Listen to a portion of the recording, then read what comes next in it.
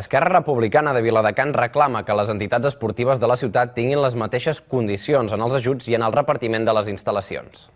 Esquerra Republicana de Viladecans insisteix que l'actual govern de la ciutat té un tracte desigual amb les entitats esportives, després de rebre moltes queixes per part dels clubs de la ciutat que no es sentien tractats amb la mateixa igualtat, van veure que tenien raó aquestes entitats.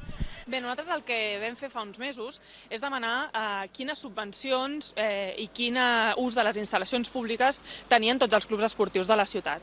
I ho vam fer perquè ja ens arribaven queixes de clubs esportius que consideraven que no estaven tractats de manera equitativa a altres clubs.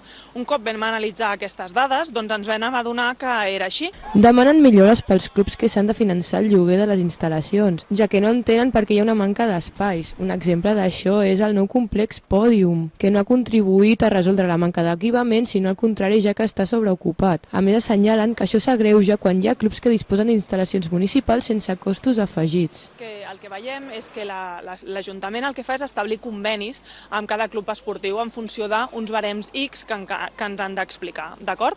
I el que veiem doncs, és això, que hi ha 5 clubs esportius que es beneficien d'aquests convenis i també de l'ús de les instal·lacions públiques. A l'hora de repartir aquests recursos, l'Ajuntament estableix convenis on, segons Esquerra Republicana, clarament hi ha 5 clubs de la ciutat que es beneficien, demanant que s'inverteixin en noves instal·lacions i en buscar alternatives mentre s'estiguin construint. A més, reclamen que es tregui un millor rendiment a aquestes instal·lacions. Després de presentar aquestes mesures al ple municipal, Esquerra Republicana està esperant una resposta per part de l'Ajuntament, que de moment està estudiant la mesura.